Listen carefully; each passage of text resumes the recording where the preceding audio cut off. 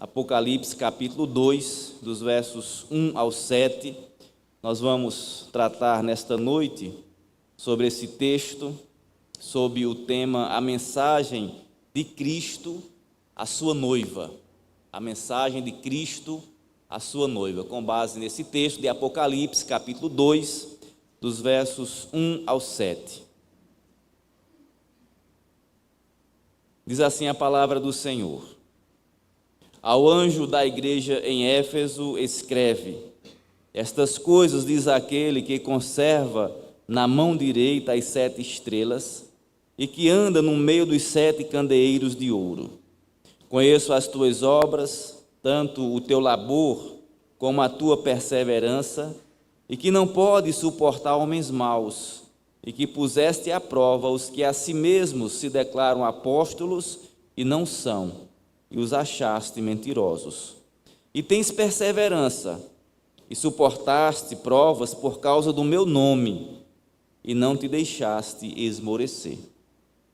Tenho, porém, contra ti que abandonaste o primeiro amor. Lembra-te, pois, de onde caíste, arrepende-te e volta à prática das primeiras obras. E se não, venho a ti e moverei do seu lugar o teu candeeiro, caso não te arrependas. Tens, contudo, a teu favor que odeias as obras dos nicolaítas, as quais eu também odeio. Quem tem ouvidos, ouça o que o Espírito diz às igrejas. Ao vencedor, dar-lhe-ei que se alimente da árvore da vida, que se encontra no paraíso de Deus. Oremos mais uma vez, meus amados. Senhor Deus, te bendizemos pela oportunidade e privilégio de nos reunirmos diante do Senhor com o teu povo para te adorar, ó Deus, para prestar a ti um culto que só a ti é devido. Queremos, ó Pai, louvar o teu nome porque já nos deste a oportunidade de buscar ao Senhor em oração, de falar ao Senhor através dos louvores, te adorando, te exaltando, te engrandecendo. E te louvamos, ó Pai, também pelo privilégio que nos concedes de ouvir a tua voz, de ouvir a tua palavra nesse instante. Deus bondoso, Pai misericordioso, age, Senhor, com teu Espírito em nossas vidas. Sopra, ó Pai, o teu Espírito em nós, para que a tua palavra, ó Deus, encontre guarida em nossos corações, para que o Senhor cumpra o teu propósito a partir da pregação do teu evangelho. E assim, Senhor Deus, edifica a tua igreja, exorta o teu povo, consola, conforta, mas também, bondoso Deus, que o Senhor alcance com graça e salvação aqueles que estão aqui nesta noite e que não tiveram ainda um encontro salvador com Jesus. Alcança-os, conduze-os, ó Pai, a um arrependimento verdadeiro e a uma fé genuína no sacrifício perdoador e transformador de Jesus. É através do teu Filho que nós oramos. Amém. Amém, meus irmãos. Queridos, conforme nós podemos observar, esta mensagem, ela é direcionada à igreja de Éfeso. Quando nós olhamos a palavra do Senhor, bem como também a história, nós somos informados de que Éfeso era a maior, mais rica e mais importante cidade da Ásia Menor.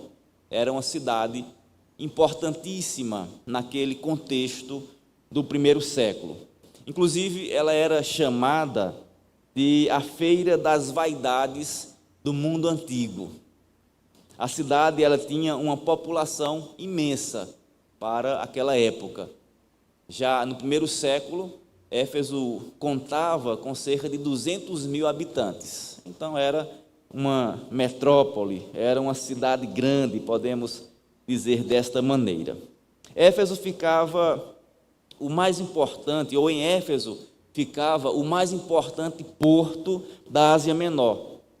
Para todos os que desejavam viajar para algum lugar da Ásia, Éfeso ela era uma entrada obrigatória. O texto bíblico nos informa ainda, especialmente ali em Atos dos Apóstolos, que ali na cidade de Éfeso havia também um centro de adoração a uma deusa chamada Diana, que também é conhecida como Afrodite. Naquele contexto, os residentes de Éfeso, boa parte dos residentes de Éfeso, eles prestavam culto, prestavam adoração a Afrodite ou Diana.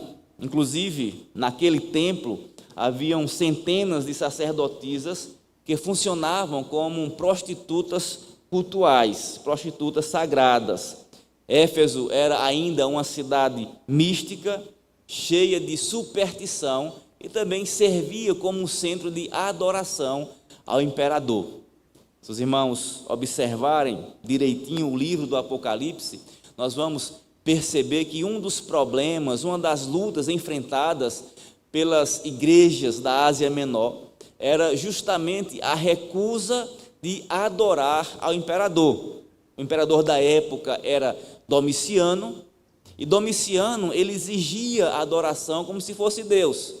E para isso, ele estabelecia alguns templos, ou templos em cidades estratégicas, que eram templos de adoração ao imperador. E Éfeso era uma dessas cidades que tinha esse templo. Então, percebam que era uma cidade permeada pelo pecado, era uma cidade onde, de fato, de verdade, era difícil servir a Deus, viver o Evangelho, por todo o contexto que a envolvia. Assim como nós sabemos que ainda hoje, ou nos dias atuais, claro, é difícil viver o Evangelho, é difícil nós obedecermos a Deus, nós andarmos em conformidade com a palavra, mas esse é o chamado do Senhor para nós. Não obstante o contexto que nós estamos também inseridos, nós somos chamados a servir, a adorar ao nosso Deus. Pois bem, queridos, é interessante que o apóstolo Paulo, ele tinha uma ligação bem especial com a igreja e a cidade de Éfeso, especialmente a igreja. Por quê? Porque Paulo visitou esta cidade, a cidade de Éfeso, na sua segunda viagem missionária, isso por volta do ano 53 a.C. Ali ele teve a oportunidade de anunciar o Evangelho. Ele sai da cidade, mas depois ele retorna a Éfeso, na sua terceira viagem missionária. Quem nos traz essas informações é o médico Lucas, que também era historiador, escreveu Atos dos Apóstolos. Lá no capítulo 19 de Atos, nós temos esses informes. Então o apóstolo Paulo, ele retornou a Éfeso em sua terceira viagem missionária e permaneceu ali cerca de 3 anos. E é interessante que diz a palavra que por 2 anos, de forma consecutiva, o apóstolo Paulo pregou o Evangelho, ensinou a palavra de Deus na escola de Tirano, de forma que os efésios tiveram a oportunidade de ouvir o Evangelho, de forma que a palavra de Deus ela foi se propagando, e a partir da propagação desse Evangelho, da propagação da palavra de Deus, muitas pessoas se converteram, muitas pessoas se entregaram ao Senhor Jesus. E aí nós sabemos, claro, que a pregação do Evangelho proporciona transformação, proporciona nova vida, modifica vidas, transforma contextos e situações, de forma que o Senhor Deus fez de fato algo poderoso em Éfeso. Muitas vidas se renderam a Cristo, muitas pessoas foram libertas da feitiçaria, da idolatria, do misticismo, da superstição e se entregaram ao Senhor Jesus. Durante a prisão de Paulo em Roma, Paulo escreveu uma carta aos Efésios, que nós temos aqui nas Escrituras. A carta aos Efésios fora escrita pelo apóstolo Paulo, justamente nesse contexto onde ele estava preso, já aguardando a sua execução em Roma, por pregar o evangelho salvador de Jesus Cristo. Mas ele escreveu aquela carta, demonstrando àqueles irmãos amor, consideração, e agradecendo a Deus porque o Senhor estava agindo de forma poderosa em suas vidas. Quando Paulo escreveu aos Efésios, é muito possível que quem estava pastoreando aquela igreja era o jovem pastor Timóteo. Timóteo, o qual o apóstolo Paulo também escreveu algumas cartas para ele. Então, vejam que esta igreja teve o privilégio de ter como pastor o apóstolo Paulo, o pastor plantador, posteriormente ter Timóteo como sendo o pastor discipulador, que pôde obviamente colaborar para o estabelecimento, a consolidação daquela igreja, e até mesmo essa igreja teve como pastor João. Veja que privilégio a igreja de Éfeso teve de ter como pastor Paulo, Timóteo, bem como também o apóstolo João. O apóstolo João, meus irmãos, é esse mesmo que recebeu a revelação apocalíptica e, obviamente, escreveu esta revelação e a transmitiu por ordem do Deus Trino às igrejas da Ásia Menor. Então, vejam, agora João, por revelação e ordem do Senhor Jesus Cristo, está escrevendo uma epístola, uma carta sintética, resumida, para a igreja de Éfeso. Esta igreja, conforme nós podemos aqui verificar, ela estava ainda firme na doutrina, mas estava esfriando no amor. É justamente por isso que a mensagem de Cristo Jesus para a sua noiva, para a sua igreja, é necessária. É justamente por isso que nós podemos aqui verificar que o Senhor Jesus ordena que a mensagem seja transmitida. É então, meus irmãos, que nós vamos aqui verificar, nós vamos identificar que inicialmente, ou em primeiro lugar, o noivo, Cristo, transmite segurança à noiva, que é a igreja. Ele transmite inicialmente uma mensagem de segurança. Vamos observar o verso 1, quando diz assim o texto da palavra: ao anjo da igreja em Éfeso escreve, isso é o Senhor ordenando a João que assim proceda. Estas coisas diz aquele que conserva na mão direita as 7 estrelas e que anda no meio dos 7 candeeiros de ouro. Então, é o Senhor Jesus quem está enviando ou ordenando a João que transmita a sua revelação à igreja. E essa revelação é transmitida através do anjo. Entrega a revelação ao anjo da igreja. E a questão é, quem é o anjo da igreja? À luz desse contexto, à luz das Escrituras. Vejam, queridos, há uma compreensão majoritária, há um entendimento a partir dos teólogos e intérpretes bíblicos, considerando, obviamente, o contexto escriturístico, que o anjo da igreja, aqui nesse contexto apocalíptico, refere-se ao pastor, que é o mensageiro da igreja, que é aquele que transmite a palavra à igreja do Senhor. Então, o anjo da igreja é caracterizado, ou é o pastor da igreja.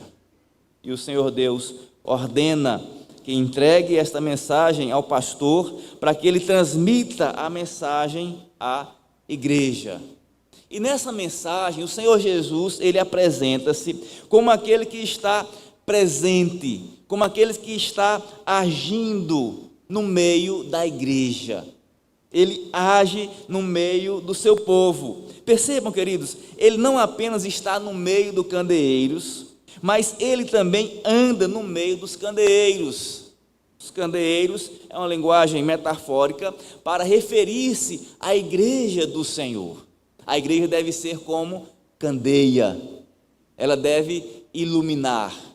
E o Senhor está a nos dizer que ele, Cristo Jesus, passeia ou anda, ele está presente no meio da sua igreja.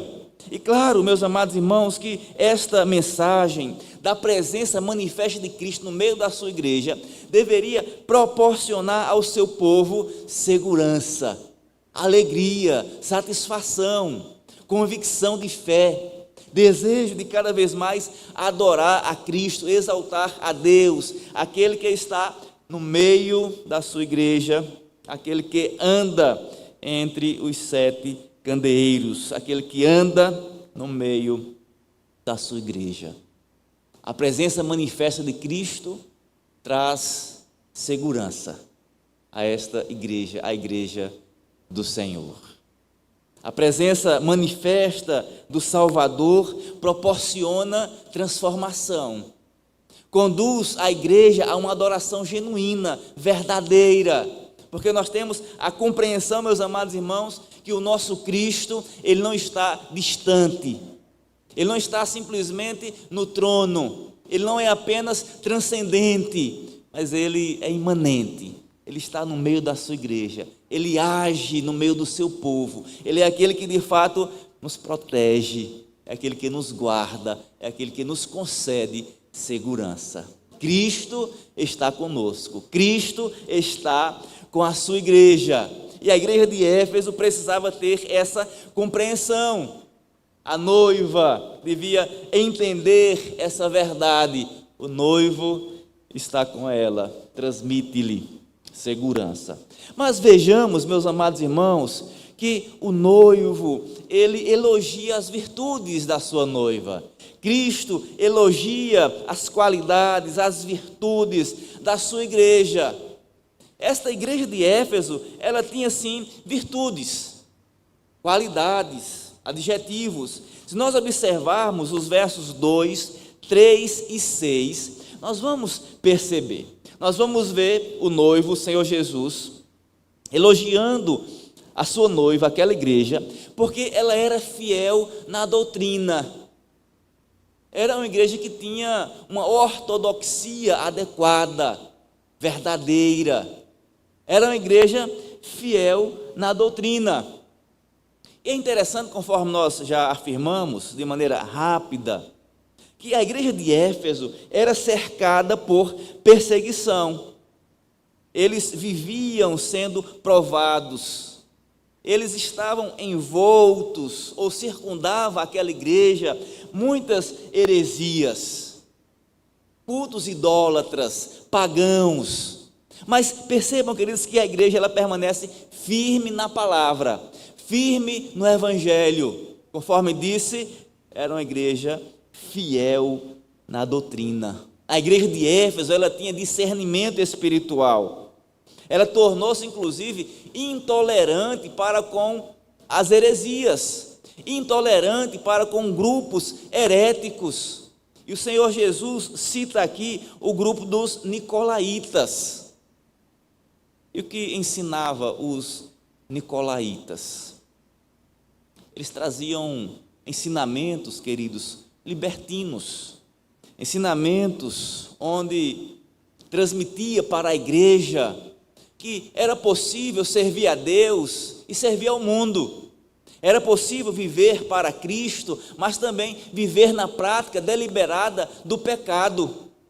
Eles ensinavam um liberalismo, a ideia de que venha como você está e permaneça como você quiser. Não é necessário santificação, não é preciso transformação. Você precisa apenas frequentar a igreja.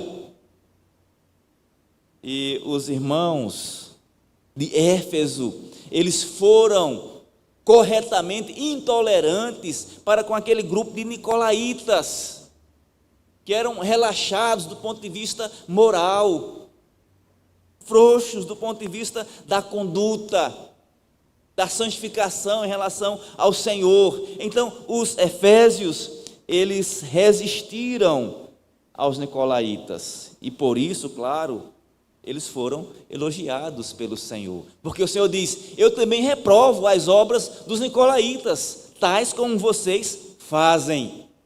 Nisso, claro, eu vos louvo. Mas percebam, queridos, que a igreja de Éfeso, ela era envolvida, engajada na obra do Senhor. O Senhor Jesus a elogia por isso.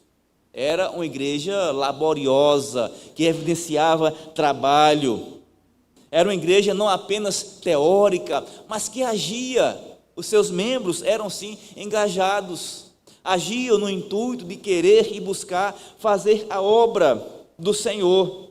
Diz John Stott que aquela igreja era como uma colmeia industriosa. Os crentes eram engajados e não meramente espectadores. A congregação se envolvia e não apenas era um auditório. Então, de fato, era uma igreja ativa. Mas também sabemos, irmãos, o ser ativo ou o ativismo apenas não basta. Nós precisamos saber por que estamos nos envolvendo, por que estamos agindo. E devemos, claro, agir, sermos ativos e engajados para a glória de Deus, como demonstração do nosso amor e gratidão em relação ao Todo-Poderoso, aquele que nos resgatou, que nos redimiu. E percebam que a própria igreja de Éfeso, ela é elogiada porque ela agia, porque ela era operosa, porque ela trabalhava, porque ela se envolvia. Então, obviamente, nós que fomos resgatados por Cristo, devemos também sermos ativos, sermos operosos, devemos ser laboriosos no que diz respeito à obra do Senhor. Nós devemos assim proceder. Nós louvamos a Deus porque é algo bem perceptível nessa igreja nascente que está se consolidando, se estabelecendo. É perceptível esse engajamento, esse envolvimento da parte da maioria dos membros desta igreja, se não de todos. Então, obviamente, esse é um aspecto muito positivo, que os amados irmãos possam permanecer assim, unidos, trabalhando para Deus, honrando ao Senhor, ativos, abundantes, sempre constantes na obra do Senhor, sabendo que no Senhor o vosso trabalho não é vão.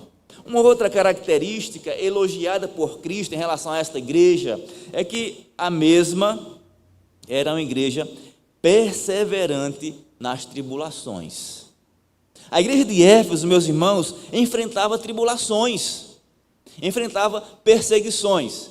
Vejam, perseguições ou dificuldades internas, porque os nicolaítas, aquele grupinho, estava inserido no contexto da igreja, dizendo: olha, não é preciso viver a santificação, nós podemos ser crentes, mas viver de maneira desonesta, agir de maneira pecaminosa, de forma imoral. E aí eles precisaram combater esse grupo, desafios, perseguições, dificuldades internas, mas eles também enfrentavam dificuldades e desafios externos. Tinha a pressão do imperador ou do Império Romano, querendo que os residentes lá de Éfeso o adorassem.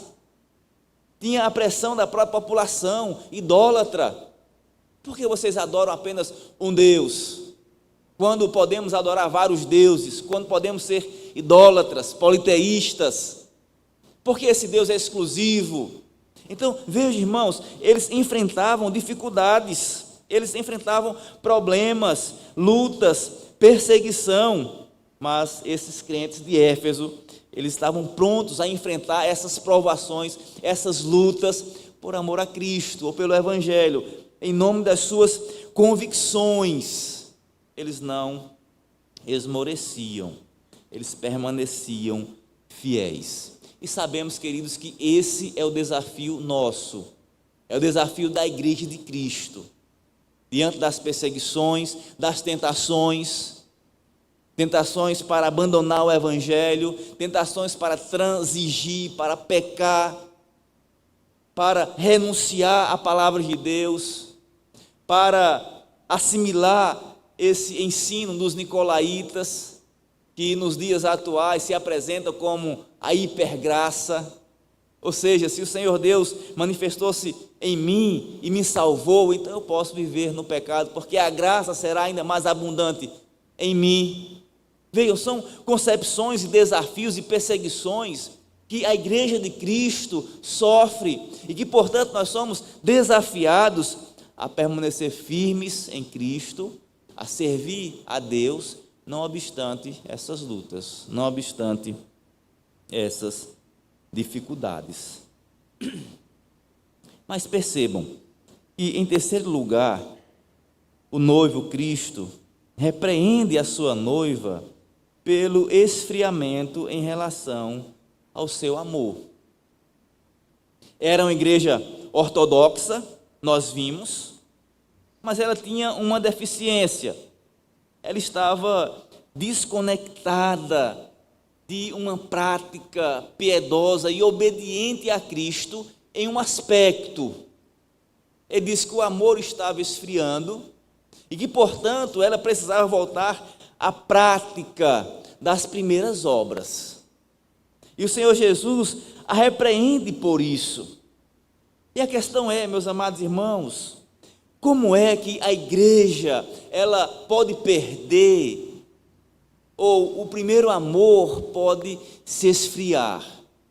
Vejam, primeiro nós precisamos compreender que esse primeiro amor é caracterizado por uma paixão, por um amor, por um apego grande em relação a Deus, por um desejo constante de fazer a sua vontade, de fazer o seu querer.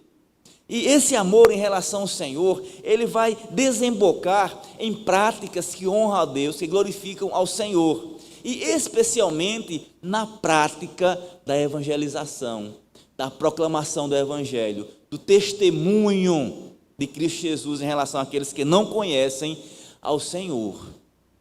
Então, examinando a palavra de Deus e considerando aquilo que aconteceu na igreja de Éfeso, nos primeiros anos do estabelecimento daquela igreja, nós podemos compreender que o esfriamento do amor está muito relacionado a essa falta de ardor, de paixão, de vontade de anunciar o Evangelho, de pregar a palavra de Deus. Conforme disse para vocês lá no início, o apóstolo Paulo, ele aproveitou a oportunidade e ensinava, transmitia, pregava o Evangelho lá em Éfeso, isso mais especificamente na escola de Tirano, durante 2 anos, pregando o Evangelho. A igreja se estabelece, e ela estabelece com essa diretriz, ela se estabelece com esse norte, com essa pegada mais evangelística. O povo obviamente vai sendo transformado, vai sendo retirado de suas imundícias, da idolatria, do pecado, da desonestidade, da imoralidade, da prostituição, do mal, e vai se juntando ao povo do Senhor, ao corpo de Cristo, e consequentemente eles vão anunciando a palavra, eles vão pregando o Evangelho, e a igreja vai se amplificando, se ampliando, o número de salvos vai sendo acrescido à igreja. Por quê? Porque esse amor é prático, porque esse amor, essa paixão por Cristo, conduzia a igreja a esse evangelismo constante, a esse aproveitar as oportunidades e falar daquele que Ele transformou, que Ele redimiu, que Ele salvou. Mas a prática, irmãos, daquelas primeiras obras foi arrefecendo, foi diminuindo, foi esfriando, e o Senhor Jesus identifica e repreende a sua noiva, repreende a sua igreja por causa deste esfriamento. E diante disso, vejam, o Senhor Jesus não apenas repreende, não ficou nisso simplesmente, mas o noivo, Cristo Jesus, oferece à noiva, oferece à sua igreja a chance do recomeço, conclamando-a a um arrependimento genuíno, a um arrependimento verdadeiro, a que ela possa retornar à prática do primeiro amor, retornar às primeiras obras. Se observarmos os versos 5 e 7, nós vamos assim perceber, queridos. Jesus, o noivo, ele foi enfático, quando no versículo 5 ele diz: lembra-te, pois, de onde caíste. Lembra-te, pois, de onde caíste. O passado precisava novamente tornar-se presente, vivo naquela igreja. Em seguida, o Senhor Jesus diz: arrepende-te. Não é isso? O verso 5 indica isso. Arrepende-te. Ou seja, além da identificação ou do identificar em que, onde porque exatamente eles estavam esfriando, o primeiro amor estava arrefecendo. O Senhor Jesus agora diz: olha, identificando o problema, o pecado, arrepende-te. Arrependa-se de forma genuína, de maneira verdadeira. E nós sabemos, irmãos, que o arrependimento, ele não é emoção, simplesmente. É decisão. O arrependimento é de fato uma atitude. Não precisa haver choro, mas é necessário que haja uma decisão, que haja um movimento em direção ao Senhor, uma renúncia no que concerne o pecado. Devemos nós compreender que lembrança sem arrependimento é remorso. E sabemos que essa foi a diferença entre Pedro e Judas. Judas simplesmente teve um remorso no que diz respeito à negação de Cristo, ou à traição em relação a Cristo. Pedro realmente arrependeu-se. E aí Pedro nos mostra como devemos, de fato, nos arrepender quando pecamos, quando transgredimos. Indicando, meus amados irmãos, que arrependimento é mudança de mente. Arrependimento é mudança de direção. Arrependimento é voltar-se para Deus, é querer fazer aquilo que o Senhor ordena, aquilo que o Senhor nos diz para realmente fazer, é deixar o pecado, é romper com aquilo que entristece o noivo, que entristece Cristo, o Senhor da igreja. Por isso o Senhor diz àquela igreja: arrepende-te. Além de observar, de identificar onde caíste, arrepende-te. E diz ainda: volta à prática das primeiras obras. Evidencie esse seu arrependimento de maneira prática. Nós sabemos, queridos irmãos, que nos diz a palavra, já dizia, João Batista, que o arrependimento deve ser evidenciado por frutos dignos de arrependimento. O arrependimento precisa ser evidenciado por uma mudança verdadeira. Não é arrependimento e depois, repetidamente, arrependimento. Mas é arrependimento e depois frutos de arrependimento. Ou seja, o retorno às primeiras obras. Claro, queridos irmãos, que a utilidade desta mensagem para nós que aqui nos encontramos é que nós possamos, de fato, a cada dia nutrir esse nosso amor para com o nosso noivo, para com o nosso Cristo, para com aquele que é o Senhor da igreja. Cristo Jesus, Ele nos encontrou, nos salvou, nos libertou dos nossos pecados, e isso é algo maravilhoso. Ele nos deu direção, rumo, propósito. Hoje nós não vivemos mais como vivíamos anteriormente. Antes nós estávamos perdidos, como a folha que o vento dispersa, como um barco à deriva do mar e das ondas, sem a ideia do porto, sem direção. Mas vejam, o Senhor nos resgatou, e claro, isso proporcionou a nós alegria, satisfação, amor em relação ao Senhor, desejo de obedecê-lo, de evangelizar, de falar a respeito dessa transformação também para aqueles que não conhecem ao Senhor. O Senhor nos chama nessa direção. Portanto, meus amados irmãos, não venhamos a perder esse amor, esse desejo de anunciar, de proclamar, de evidenciar que nós somos salvos e remidos por Cristo.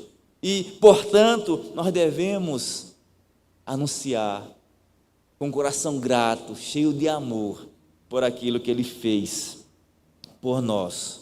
Se porventura algum irmão aqui se encontra, está arrefecendo nesse amor, sem mais tanto desejo de proclamar, de anunciar, de falar, de testemunhar a respeito de Cristo, então que você possa, obviamente, se arrepender, que você possa rogar ao Senhor que derrame sobre você, que lhe encha com o seu Santo Espírito, para que você seja capacitado e tenha novamente esse ardor, esse desejo, esse fervor em anunciar esse Evangelho, queridos, que transforma o mais terrível, o mais vil pecador. Ele transforma, ele regenera, ele salva.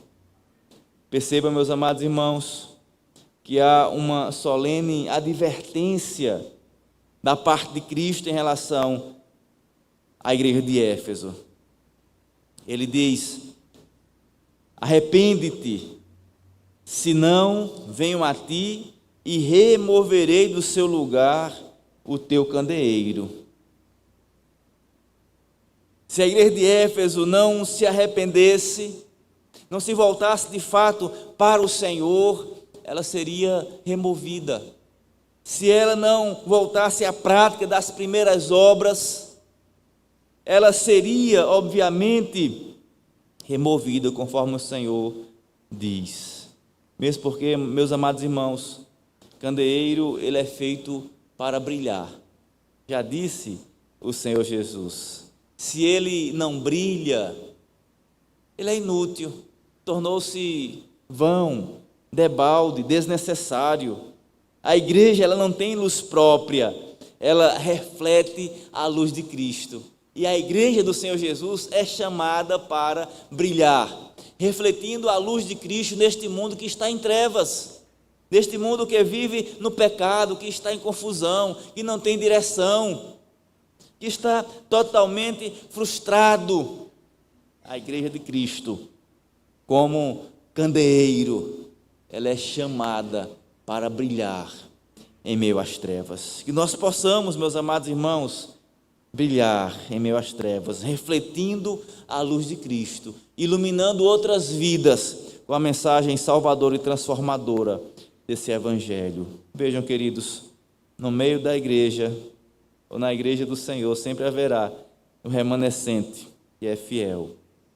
E conforme nos mostra aqui o versículo 7, esses são os vencedores, aqueles que rejeitam as comidas sacrificadas aos ídolos, aqueles que reprovam as obras dos nicolaítas e que, portanto, se alimentam e haverão de se alimentar da árvore da vida que se encontra no paraíso de Deus. Que nós possamos, meus amados irmãos, permanecer firmes, dar ouvidos à mensagem de Cristo para nós, praticá-la.